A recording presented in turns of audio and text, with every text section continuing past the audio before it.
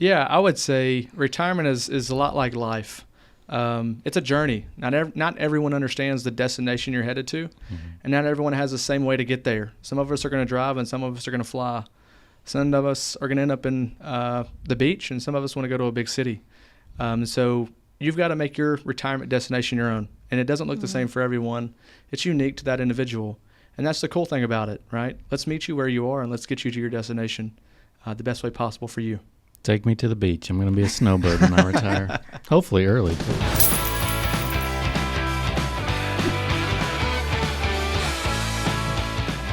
Hey, this is Shea. This is Mary Helen. Welcome to the Pocket Change Podcast. Well, you'll learn better ways to spend, save, and invest and take control of your financial journey. Speaking of invest, we've got a good episode today. 55% of Americans say they are behind on their retirement. Don't have enough or worried about it, struggling. And we're going to talk a lot about different numbers, letters, 401k, IRA. What do those mean? Lots of numbers and letters all together, but we're going to find out today on our podcast. And I think the best day to start is today. Yeah, no day but today. That's right. Let's get into it. I'm so excited to introduce our special guest today, Brant Tibbs with Leaders Investment Services. Tell us a little bit about what you do. Yeah, absolutely. So I am here with Leaders Investment Services here at the credit union. And what we do is very vast, right? I think that's a conversation that we could talk a long time on. But ultimately what we do is we help our members figure out their savings goals. And maybe if they're in retirement, we have to figure out how to retire or to save for retirement. So I would say two common misconceptions that I see on a daily basis are that people think that, number one, they don't have enough money, or they're not equipped, or they're not smart enough to invest, right? They don't think they can have the conversation or that they're worthy of the conversation. That's a myth that simply is just that. It's a myth. That's not true, and we're willing to meet someone wherever they are. The second thing is that individuals think that they don't need any help, all right? They've got it all figured out. And the way I approach that conversation with clients is I'll ask them, hey, what do you do? You're a nurse. We were founded upon teachers. And I'll look at them and I'll say, hey, listen, I have no idea how to do your job. I don't know how to do it. I know a little bit about teaching, but I can't do your job. And so you're an expert in your field, so trust those that are experts in their fields too, right? Trust them that know a little bit more. And I think the key to that is having the trust. So that's really what we do. We want to build up the trust and guide you, whether you think you have all the answers or if you don't. And we really want to find those solutions for you and walk you through that. I think that's the purpose of the podcast, is really show people and guide people of, what can I do? I can talk about money. I can talk about retirement and investing and kind of find the solution for that, and always being open about talking with professionals and those that we trust to help us move forward on our financial journey. So I think that's, exactly what we want to showcase and highlight on our podcast. And I love the mission. I love that everything that you just said. I think it nails it. Because I've met with you before, right. And one thing that I really appreciated, and I don't know if I've ever told you this, but you broke it down, these concepts that I really had never heard of before. Like, you broke it down and you explained it in such a way that didn't make me feel stupid, but also you did a really good job about making me understand the why behind it and why I should invest and why it's important, and not just, I guess, the service of it, but again, the mission behind it, which helped me just really light a fire. And I was like, okay, this is important. It's not just something people say that you should do and then you do, and it's mark it off the checklist. There's a mission behind it, and that's the purpose of it, and that's the point. That's awesome. I'm so glad you had that experience, and it's my hope that everyone we meet with has that experience, and I think a lot of folks do. I think there's always something to gain from just talking to others that are willing to listen, and they're open to listen, and they're open to have the patience and the nurturing ability to explain things. So I'm glad you had that experience. Absolutely. So let's break down investing. What would you tell someone who's getting started? That's a great question. And I like to meet someone where they are. But if you're brand new to investing and you've never invested before, I would say first things first. And I've heard this on many different platforms, other TV shows and podcasts. Probably on this podcast. I actually heard it on this podcast. I actually heard it twice on this podcast. Heard it from 2 different episodes with Dave, and I heard it with Karen as well. And both of those people said, hey, start an emergency fund. I really cannot overstress the importance of starting an emergency fund. We have to take care of today before we can take care of tomorrow, right? And I would say today being anything that could happen to us today. Life happens. Just because it hasn't doesn't mean it won't. Right. And so while it's important to be forward thinking and look at the future, we also have to be worried about the today. So to answer your question directly, I would say start an emergency fund. Absolutely. And then after you start your emergency fund, start thinking about the future. So worry about today and then focus on tomorrow. Tax time is a great time for that. If we happen to get a tax refund, let's maybe consider, what can we do with this? Do we have an emergency fund? Can we add something to our emergency boost fund? my emergency fund? Absolutely. Or can we use this money to maybe look forward to the future? Are we going to want to start a 529 for the children? Are we going to want to start an IRA for ourselves?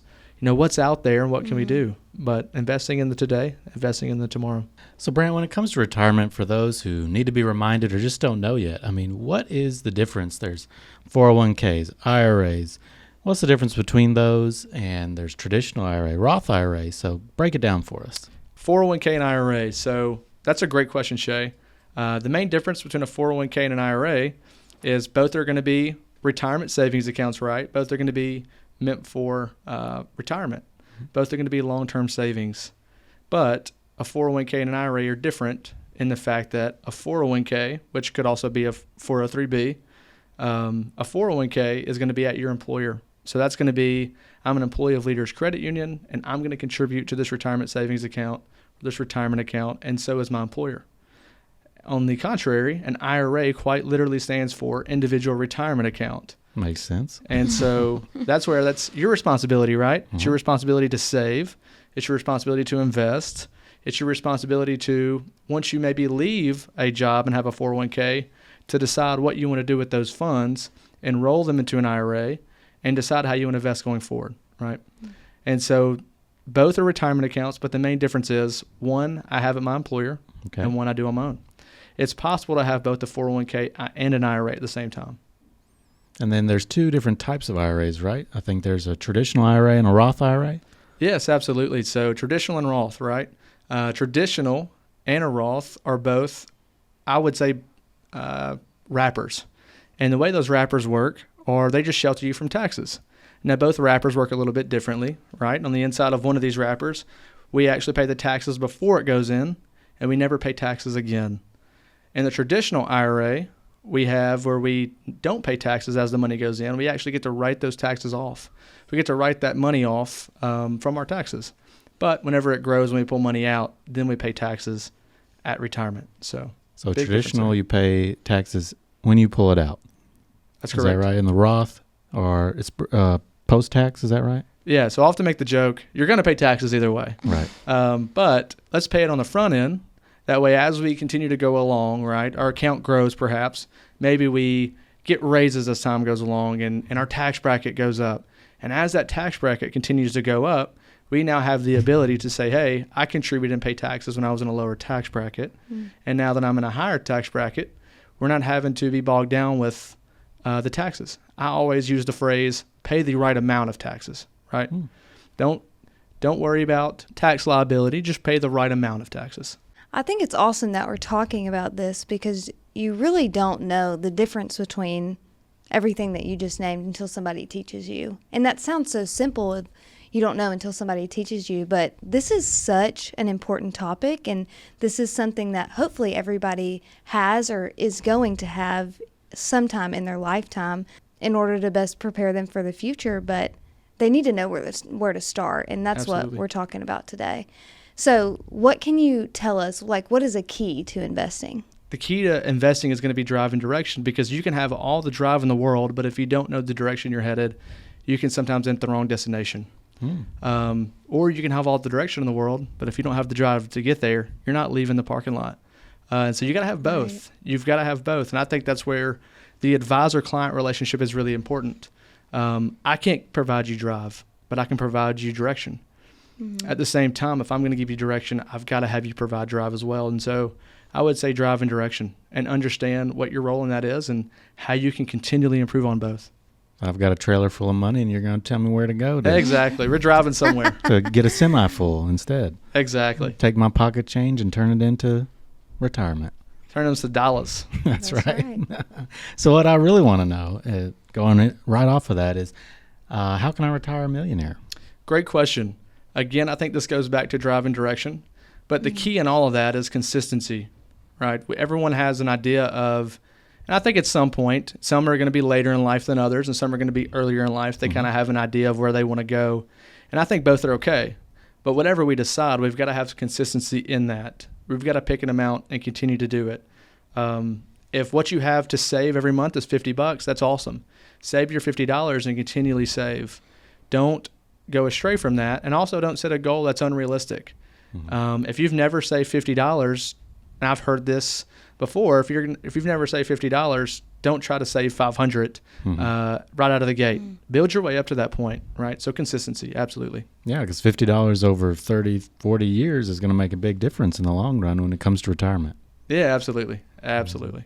And one thing that I've also been taught is that you can't tell everybody the dream either. Like, investment, to an extent, can require sacrifice and can require you saying no to certain things or not going out on a weekend, or you know what I'm saying? And the goal of this podcast is not to tell you what you can't do, but it's to tell you what could be. But when I say, like, you can't tell everybody the dream, not everybody's going to understand why you're not spending money in this area. Not everybody is going to understand where you're going and what your direction is. But I think that's just something that we have to remember when we have a goal, no matter what the goal is, financial or not.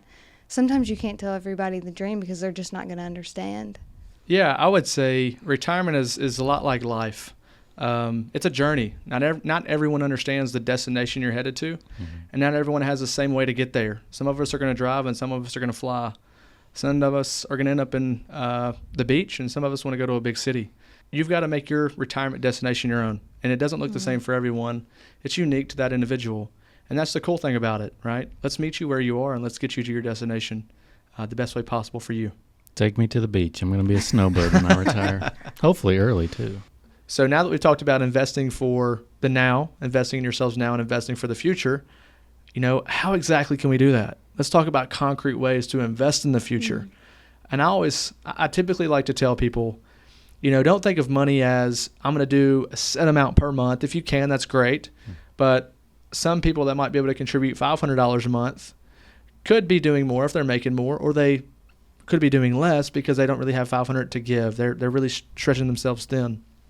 So I tell people to invest as a percentage of your income. I think percentages are important. If you look throughout history, percentages were in everything. And so if we're going to be a good steward and shepherd our money, let's look at it as a percentage. For example, 401ks. I think a magic number we hear with 401ks or 403bs are 3%, right? We always hear 3%. You get 3% match if you give 3% of your salary.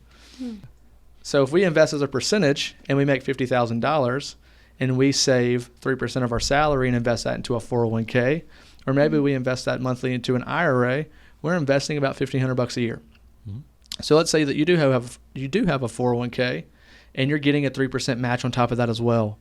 So now you're putting in $1,500 and your employer is giving you $1,500.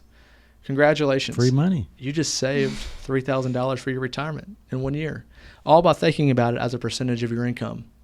And so we can take that 3% or 4% or 5%, whatever it is, and we can apply that to any salary. That way it's not only individuals that make above X amount. That goes for anybody.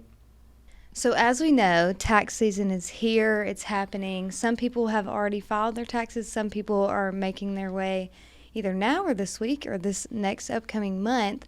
What are some tips that you would share with them about tax season and how to invest once they get those taxes back? Yeah, Mary Helen, that's a great question. I am obviously not a tax professional, so I would always consult with your tax professional before making any final decision. But I think what we do a lot of at the Leaders Investment Services is we help find solutions, right? So the first thing you need to know is, when is the last day to file taxes this year?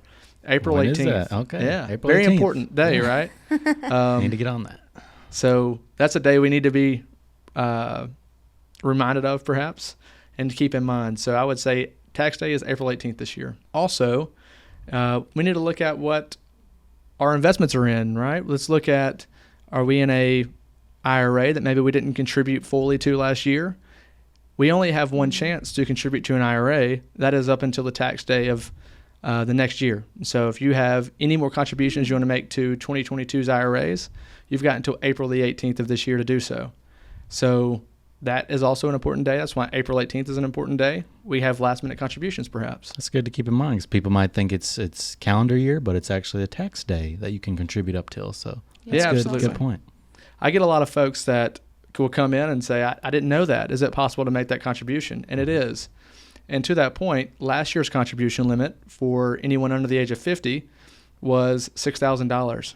And thanks to Secure Act 2.0 that was passed in December of last year, this year we can actually contribute $6,500 into our Roth or our traditional IRA.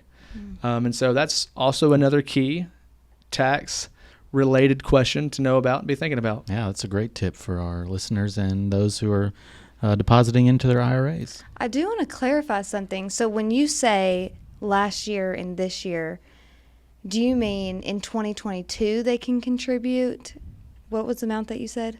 Yeah, so in 2023, so from January 1st, 2023 until April 16th, tax year of next year, we can actually contribute $6,500 into our Roth. So it's up $500 from what it was previously. Gotcha. Or traditional, either one. Any IRA. So tell us about different tax incentives for IRAs for traditional versus Roth. Yeah, that's a great question, Shea. So obviously with the Roth IRA, we don't have to pay taxes when we retire because we pay taxes when we put the money in, right?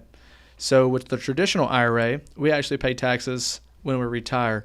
So a lot of people wonder, well, how does it work if I'm giving $200 a month to a traditional IRA? How do I actually get to write that off of my taxes? So when you go to file your taxes, if you have a traditional IRA, that's when you'll put that you contributed, we'll say $3,000 for the year. And so if you made $50,000, you contributed $3,000 to a traditional IRA. Well, technically you made $47,000.